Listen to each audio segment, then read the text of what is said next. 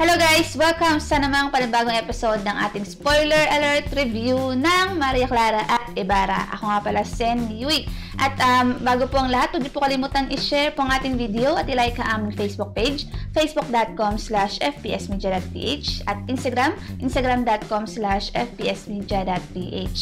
Meron po tayong YouTube channel at Twitch channel, youtube.com/fpsmediaph at twitch.tv/fpsmediaph. Dala po kayo sa aming website sa www.fpsmediaph.com. Kasi kayo Ngayon sa point po natin, sina ko Yeri at Gama. Sila kasi. So, SPS Media. Kasi ma-S eh. Pala parang S to. So mayroong special guest pala dito si Cecilio Sasuma. Yun, so episode 3 na ng Maria Clara at Ibarra, and maganda pa rin naman. Maayos pa rin naman yung delivery. Medyo parang nag-slow down lang dito. Tsaka medyo bitin yung parang biglang umikli na Nung first episode, haba talaga, kasi parang pilot nila. Busog na busog ka dun sa Kapon maikli din naman, pero may laman. May laman kasi yung ngayon. Marami ngayon more on dialogue eh. Ngayon mas marami yung cliffhanger kaysa dun sa kaysa dun sa mga nangyayari. Tsaka mas nag-concentrate dun sa meeting ni Crisostomo Ibarra tsaka ni Clay. Mas dun although dun sa first part, na-discuss ng teachers yung ano yung dapat na mangyari. And dito, mali tayo, hindi siya si Piloso Patacio. Parang regular na tao lang dun sa mundo na yun. Labas-masok sa libro. Yes. So, dun nga, nabitin tayo last time kahapon kung saan may binubugbog na babae si Padre Zamsa. Napipigilan na dapat ni Clay. Kasi pinigilan siya ni Prof. At dito na nagkaroon ng sagutan na again, maano na naman yung kanyang discussion. Aggressive na discussion. Kasi gusto na niya umuwi. Gusto na talaga niya umuwi. Tsaka ano nga naman yung papel ni doon ni gusto kasi professor. Ni professor na matutunan ni Clay yung history or yung maintindihan yung tungkol sa Nola Mitangare. Ang point naman ni Clay, anong karapatan niya para dalhin siya physically. Sa kanya, mas mahalaga sa kanya yung pamilya niya. Kay Clay. Hindi yan, kasi sa apelitan siya nilagay. Tsaka sa apelitan kasi siyang nilagay. Walang consent. Tsaka hanggang kidnapping yan technically. Hanggang dapat sa hanggang dapat classroom lang dapat si Prof. Bakit pati personal lang niya. Bakit siya nga naman nangihimasok? Tapos dito nalaman din natin na nakikita ni Prof. ang future. Ni Clay, na nurse na siya sa ibang bansa and kinahihiya niya na maging Pilipino. Ayun, sa mga professor dyan, sana huwag ganyang kabigat yung parusa na. Sabi niya, parusa niya sa mga estudyante niya, pinasok sa libro. Kasi meron din naman point si Clay na hindi siya binigyan ng sapat na time para may pasa ng maayos yung Ang akala ko naman noon, isang kabanata lang or yung ending lang yung explain na assignment. Kasi overnight lang pinagawa eh. Yun pala, parang buong book report kasi. Buong libro mismo. Book review yung sabi nung Pero kasi alam mo naman, naiintindihan bakit yun nung prof. Kasi hindi siya mababago nung isang maliit na bagay lang na gagawa ng something. Kailangan maranasan, malasahin, makamoy at maano niya. Pero ito, luminaw yung hint natin na parang buong story na tatakbo yung nandun siya sa loob ng libro. Bago siya makauwi. Bago siya makauwi. Kasi sabi ni professor, kailangan mo nang matapos yung story. Siya. Naloko tayo ng trailer na akala natin labas-masok siya. Pero nakikita natin si Clay sa di ba? Pero hindi pa rin ako complicated. Pero malay natin baka meron nga. May matitrigger, makakapag-trigger para maibalik siya. And so yun nga kumbaga nag-disappear ulit si Prof at yun nga stuck si Maria Clara dito sa si Clay sa mundo ng mga sa Nola Mitangare. Yes. At nagugutom na siya. Nagutom. Yan. Dito next naman pumasok, pinakalala na si Crisostomo Ibarra. Na starstruck siya, gwapo daw. At yung pinakita ba agad yung yung wide shot nung CGI? Hindi, mamaya sa technical pag-usapan. Kasi meron mga Minor lang naman. Pero hindi ko nakikita minor yung naputol yung hindi minor. Sige, mamaya din pag-usapan niya. So, yung pinakalala si Crisostomo Ibarra at nag-monologue siya tungkol kay, yung pangalan ng binanggit niyang pangalan? Ano? Yung binanggit niyang pangalan sa umpisa na parang may monologue siya na parang may sinusulatan. Si Maria Clara. Nobya niya. Hindi si Maria Clara. Ibang pangalan ng lalaki. Parang nagkukwento siya ng yung di-describe niya yung Pilipinas eh. Na wala pa rin pinagbago. Kausap niya si Kapitan Tiago. So yun, nag-uusap siya, yun nga, wala pa rin nagbabago daw, mula nung siya ay 7 years na naglakbay sa Europe, ganun pa rin. And, kumbaga, sinalubong siya ni Kapitan Tiago, yun nga, nasasabik nang makita si girlfriend. Pero bago niya na-meet si Kapitan Tiago, nakakita niya muna si Clay. Oo nga, sinabi na natin kanina. Oo.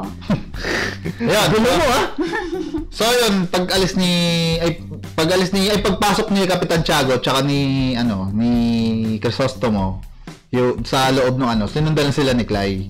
Na parang makikichika, gano'n. Pero ang dito ni Clay, napaka niya dito nakalimutang nasa sinaunang panahon na kumahinhin ng mga babae. Kaya hindi niya alam kung paano gumalaw na gano'n kasi millennial siya tagito naging masyadong pagdating dun sa mga panahon kasi pag masyado kang touchy. Akala mo naman siya na, ba't ikaw nakasuot ka na yan, hindi ka mahinhin. Oo nga, pinapabuk mo. Wala naman ako sa panahon noon. Kahit na, nagko-costume ka, di mo pala kaya kung makasisi ka doon sa character na di siya marunong gumalaw na mahinhin makasisi. Yung tipong parang tuwing ginagawa niya parang my God. Kasi iba, alam mo yung ma-judge siya agad ng mga characters doon pero ang tingin ko kasi, yun nga, hindi niya alam paano gumalaw, paano umasta. Wala siyang alam doon sa mundo nakaraan. Yes. Kasi sabi niya, wala siyang pake. Kasi ang pake lang niya is yung family niya. Yung present situation niya at saka yung future. So, understandable bakit ganun. At yun yung character na pinaportray niya. Ito yung mga characters na tipong mga kabataan na pagka-graduate, migrate, tapos nakalimutan ng Pilipinas. Yun. Yun nga pala yung nakita na future ni Professor, yung parang itinatakwil na ni Clay yung Pilipinas dahil doon sa sa may pasyente niya. Ang wording niya, I'd rather die than I'd rather die than be a Filipino, sabi. Yeah, yun, tanggap pa siya Thailand. Kasi nga wala siyang pinaghuhugutan na kailangan maging proud to be Filipino. Marami nga dito naging proud lang pag may pag nanalo sa boxing si Pacquiao. Hindi lang, may artistang nakapunta sa Hollywood. Proud to be Filipino. Sa Dahmer ngayon, yung kay Jeff Dahmer na drama na 10 episodes. So meron doon Filipino na again, proud to be Pinoy. Pinoy pride yan. Tapos pagdating dito, wala na. Diba? Yung mga nag-migrate, ano nangyari? Nagkaroon ng pamilya doon, tapos di alam kung paano kumain ng balot, di alam ang paano mga Pilipino. Nababago na talaga yung kultura nila, nawawala na yung pagka-Pinoy. Yes. Nakakalimutan na nila. Lalo pag nag-migrate ka talaga. Ay, hindi naman natin masisisi kasi maganda talaga yung pamumuhay doon. Yes, so healthcare sa ibang bansa. Dito, kayod ka ng kayod, walang patutunguhan yung sweldo mo. Kaya talagang may reason din talaga kung bakit sila nagkakaganito. So, kagaya nga sa sinabi natin sa first episode, madaling maka-relate dito sa character ni Clay. Kahit na sabihin natin pangit yung sinasabi niya, pangit yung future na magiging siya, understandable kasi na-encounter natin. Nangyayari sa realidad. Yes, at marami tayong kakilalang ganun. At hindi rin naman nila kasama ba't sila ganyan. Nagaganon, yes. Oo. Kasi yung iba, yun nga, nakakalimutan na yung saan pinagmulan. Pero grabe din yung pagiging aggressive dito ni Clay kay Prof. Galit na galit Siyempre, kasi siyempre family niya. Family niya. Kidnap siya Technically, pwede niya sampahan ng kaso sa yun nga lang. Wala siya. Saan siya magsasampa ng kaso? Sabihan lang siyang baliw. Baliw na siya dito sa libro. Pag lumabas siya, baliw na rin siya. So, kumbaga, understandable yung galit niya. Yes. Okay, so natuloy natin dun sa papunta na silang... Hindi, sinusundan ni Clay si Ibarra na nakakala ni Ibarra may gusto sa kanya si Clay. Stalker ni Ibarra. Stalker niya. So, lang niya na kailangan lang niya na kumain. Lagi din si Clay dito. Harap-harapan niya sabi ang pogi mo. Oo, at ang pakilala pa niya, galing siya sa Beaterio kung saan galing yung kanyang jowa na si Maria Clara. So, yun nga, kumbaga, in a way, humingi siya ng tulong na makakain. Yes, and pinagbigyan naman siya. Pero sa tulong mo, sa panahon yung mangyayari, parang hindi. Ngayon? Hindi, may panahon na yun kasi mga panahon may separation. Si ano kasi? Quellen Boy. Yun sa ano? Ay, hindi, yung pala. Yung separation ng pamumuhay. Pero sige, sabihin natin, mabait pang Mabait si Ibarra. Ang karakter kasi ni Crisostomo Ibarra, maginoo. At may pagka Bastos. proud to be Filipino, na gusto rin niya iangat yung yung pagtingin ng mga tao sa mga Pilipino. So medyo baka naawa siya sa Pero yun nga, nakita niya ngayon yung mga kaibigan ni Ibarra. And tinutukso-tukso nga siya dahil parang bumaba na lang yung niya, pamantayan niya sa mga babae. Hindi, nung una, nagandahan yung isa. Hindi ko, nakalimutan ko yung pangalan Ano ba?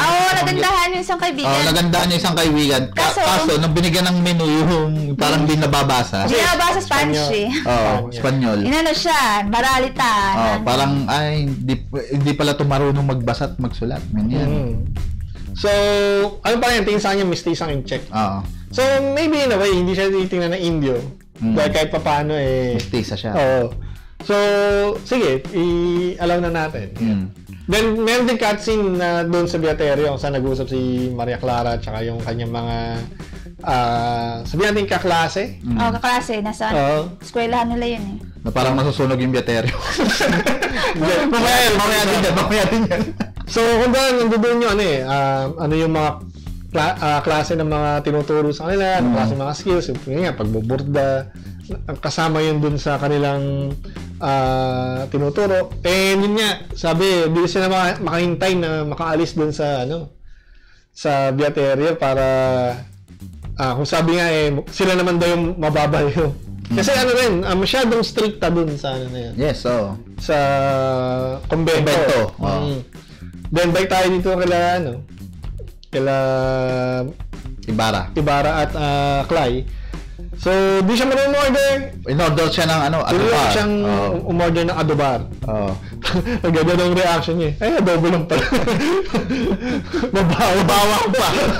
Tawa ko. Pero yun, medyo dahil nga yung spices una, mahal ang spices. Oo.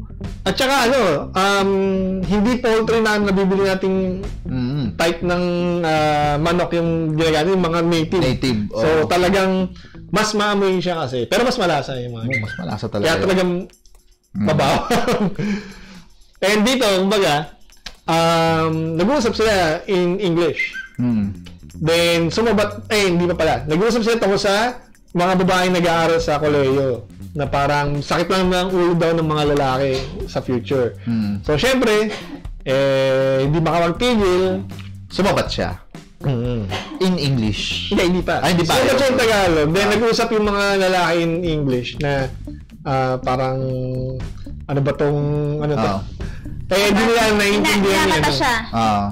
Tapos nag-English si Ibarra.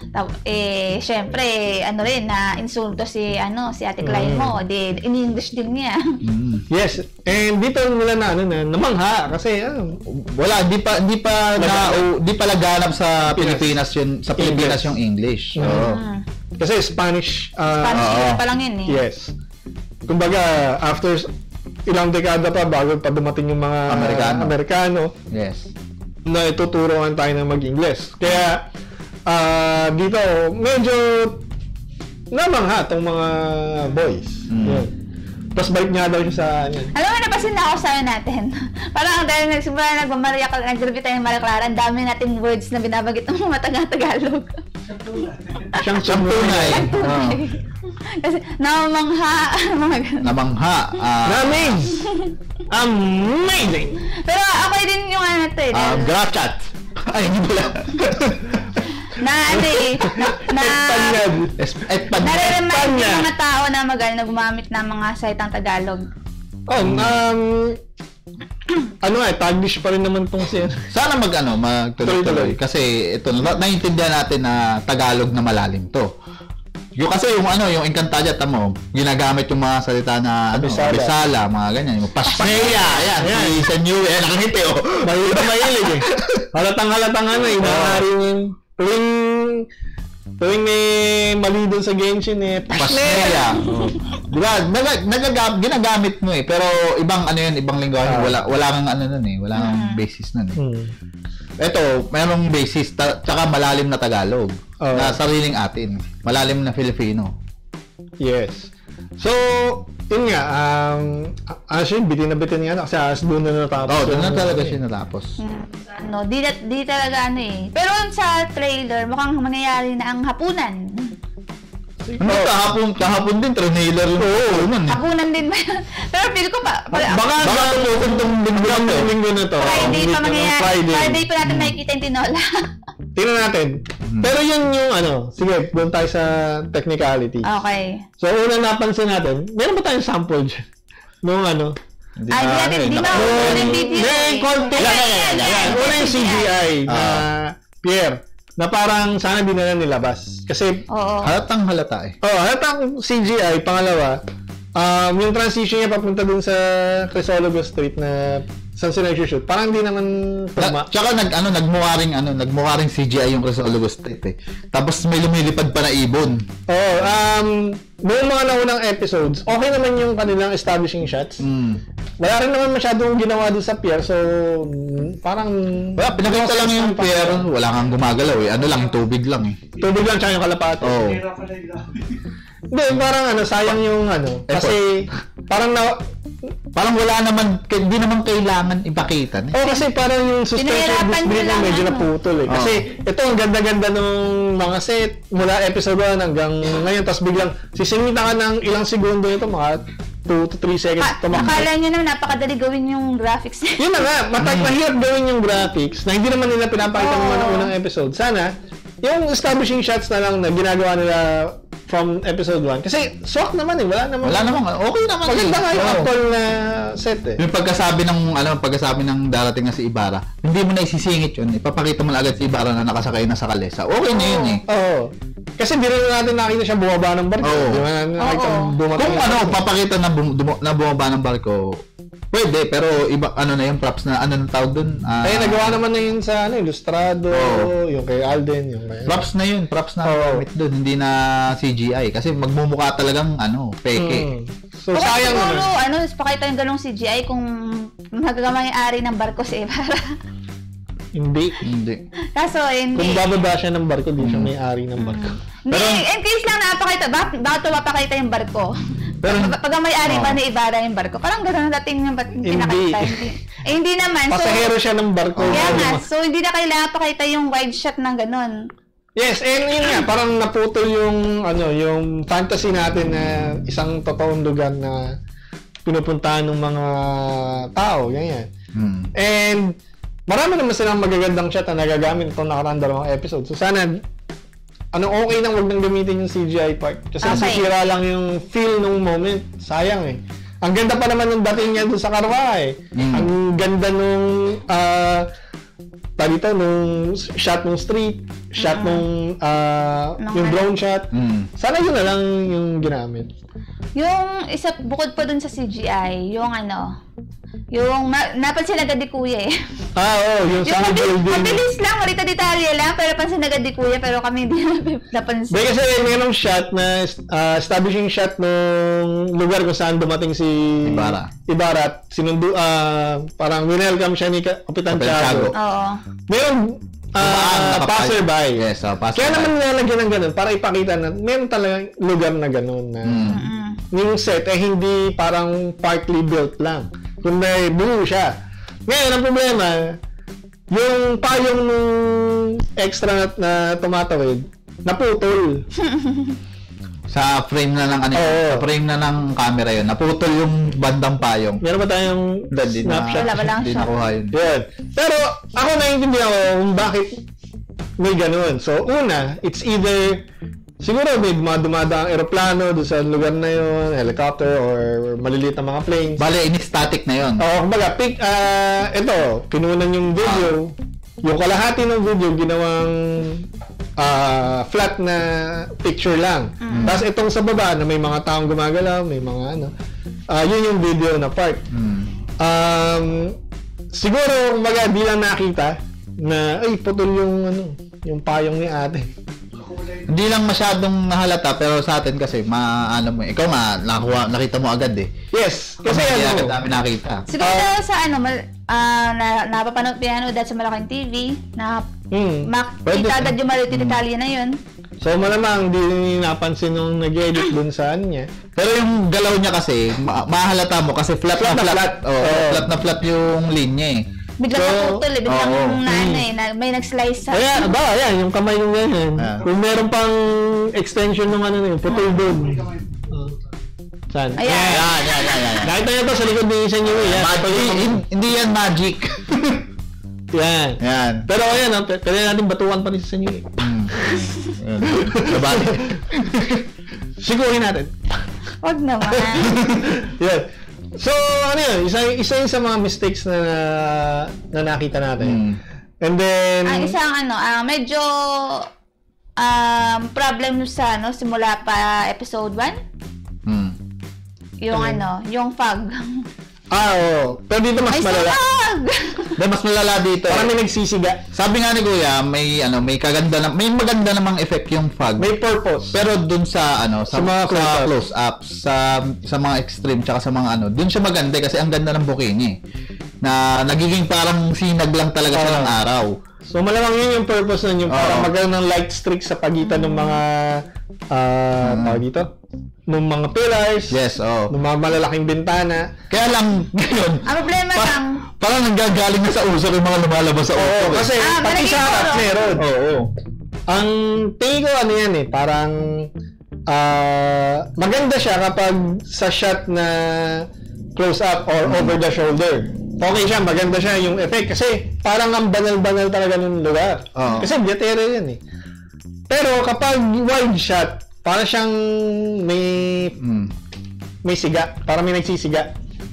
Siguro ang sinacrifice nila dito yung pang wide shot na lang eh. Kasi kung magiging pa yun, dadagdag na material yun yung may usok tsaka yung wala masyado. Kaya ginawa nila, pinag-isa na lang nila. Kaya lang ang kinalabasan nga medyo pumangit sa wide shot. Pero kasi kung gagawin yan, ang pwedeng gawin, dalawang shot yung gagawin. Una, wala yung siga. Tapos, dun kukunin yung mga wide shots. Tapos, ulitin nila ulit yung eksena, magpo-produce sila ng fog. Ngayon, matagal yun. Yun nga, matagal na.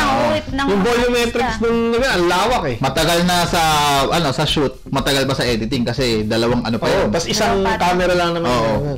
Pero syempre, nasa production, wala na ba ibang paraan para gawin yan? Siguro, bawasan na lang nila yung fog na... Kasi tapos na to. Kasi baka dito lang yun sa mga unang episode. Sana. Kasi kahit dun sa may kainan, sa may restaurant. Parang bulto na nga. Parang bulto na yung... nagluluto. Ngayon, isa pa palang purpose siguro nun is para ma-blurred out yung nasa labas. Ibig sabihin, malamang nung nag-shoot sila sa Crisologio Street, bawal dumaan dito. Siyempre, bawal. Wala silang, may permit yan. Pero nung nasa loob na yung sinushoot nila, hindi na nila mapipigilan kasi kailangan pa rin magtuloy ng traffic. Ngayon, isang paraan yun para ma-screen out yung labas. Kasi nagiging white na lang yung yung parang over-bright. Di ba sa mga kasal, pag binuksan yung sabog na sabog yan. Mas naging flat pa siya nung merong usok. So, tingin ko isa yun sa effect na para maiwasan yung... kung may biglang dadaan sa hindi nila kailangan ulitin. And, sabi nga natin, may magandang effect siya, lalo na sa mga close-ups.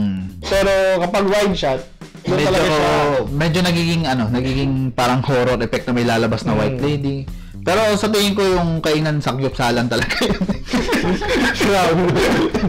Okay, so bukod doon, yung wording? Wording niya, no? Yung sa paraan ng pagsasalita, specifically ni Dennis Trillo. Alam ko, ini-emulate niya yung accent ng ng marunong mag-Espanyol. Isang magandang example niya si Cherry Hill.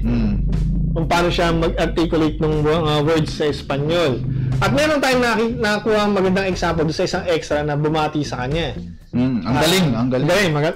Talagang fluent. Aral sa Espanyol. Dun sa bago lang ba si Captain Tiago? Yung guide. Yung aid or guide or ano. Ngayon, nung si Dennis Trillo na, parang Coco Martin. Espanyol. Parang siya may lisp. Gracias. Pero malay natin, habang tumatagal yung ma-i-improve na niya. Tingnan natin. Or, wag nang pilitin. Kasi pwede naman mag-Pilipino eh. Kung pa, na-establish na natin na nag-Espanyol sila ng time na yun. Huwag na natin masyadong pilitin, lalo na kung di naman kayang i-push. Total naman, paano kung ganun talaga yung character kasi ni Crisostomo Ibarra, walang list. Half Spanish. Oo nga, pero tandaan natin nung panahon nung nila Crisostomo Ibarra, kapag ilustrado, Espanyol talaga yung inyong gamit. So kung di mo naman kayang i-emulate, huwag mo nang pilitin. Dito sa show na to. Oo. Kasi kumbaga kapansin-pansin kasi. Lalo na kung meron nakakapagsalita katulad nung extra na mas magaling dun sa main character mo. And kaya naman hindi mo na, wag mo na lang masyadong i-islang, wag mo na lang masyadong gumamit ka pa rin ng Espanyol pero hindi mo na masyadong gagawin nagiging nawawala na nga ng S, gano'n. Parang medyo kasi nakakasira dun sa doon sa moment siguro ang gawin niya na siguro kung hirap talaga siya, pwede niya pabago yung word na yun, gawin niya lang Tagalog, gano'n. Hindi, kumbaga, pwede naman purely Filipino naman eh. Kasi as long as na-establish naman wag lang naging katawa-tawa yung character. Kasi maganda yung yung sineset up. Sayang naman kung magiging comedy ng hindi sinasadya. Kasi meron ka ng comic relief eh. Lalo to, may lead tong pinag-uusapan natin. Naalala ko yung ilustrado. Ang ganda ng deliver ni ni pangalan nun? Ni Alden, di ba sa ilustrado? Maganda ang delivery niya ng Espanyol eh. Pero hindi pilit na na slang. Kasi yung mga co-stars din naman ni Dennis dito, hindi naman din pinipilit yung accent ng ng marunong sa Espanyol. Binibigkas na lang yung word gradually or na lang, parang ngayon, pagdating ng English, doon naman nila ina-articulate. Sakto lang din. So, baka yun yung pwedeng remedyo. May English na lang siya. Tingnan natin. Baka naman mag-improve sa mga... May pa ba kayong dalatagdag sa technical, Technical... Huwag na lang lagay yung ibon. Yung ibon? May lumilapit pang ibon eh. Meron. Sa lang kasi yun. Sa opening or sa Hindi, yung sa may yung transition dun sa may Rosaldo Street. Ayun, may ibon pa na ganun eh. Halatang halata naman. Ngayon, ang comment ko na lang masyadong maikli. Yun, yun pa isa, napaka-ikli nung ngayon. Para yung dalawang episode. Nagulat na lang tayo na tapos na. Naiklian tayo. Ganito rin naman kahapon, maikli din. Pero may laman nga kahapon eh. Ngayon, medyo malawlaw yung Kasi parang noong unang episode, nag-climax dun sa bigla siyang nawala. So, mataas yung energy nung episode. Kahapon, nagtapos yung episode nung meron siyang gustong tulungan, makikialam siya. Dumating si Pro. Ito yung eksena, Tirso Cruz the Third. After nun, yung nilalati ko yung... pala, salamat dun sa viewer natin. Binigay sabi. Ito, basahin. Sige, basahin. Sabi ni Marife Quiliope, sabi niya, si Chai Fonasier, indie actress daw siya, nagkaroon ng international movie. Yun yung extra na natin. Kahapon. At di ko siya nakakilala kasi doon sa makeup tsaka sa get up. Si Chai Fonasier ay isang Cebuana. Magaling. So, lumalabas ka rin sa mga Hollywood films. Lumabas siya one time dun sa pero siya dun main role yun yung ginanapan niya doon. Yaya na, parang horror yung ano eh, nakalimutan ko yung Dacomo. Pa-comment na lang, nakalimutan ko yung title.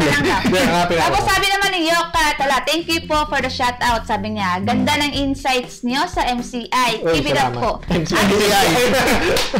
Keep it up po. Akad ko lang din na yung color grading ng MCI ay signature na ng director niyan, si Zig Dulay. I don't know if napanood yun na iba niyang works, pero ganyan talaga ang cinematography niya. Tulad ng Sasahaya at Circus. Yes, maganda yung Isa siya sa gusto kong director sa GMA kasi unique ang cinematography niya. Galing kasi siya ng UP Com Arts, if I'm not mistaken. So, maraming salamat doon sa comment. At least naliwanagan tayo si ano pala.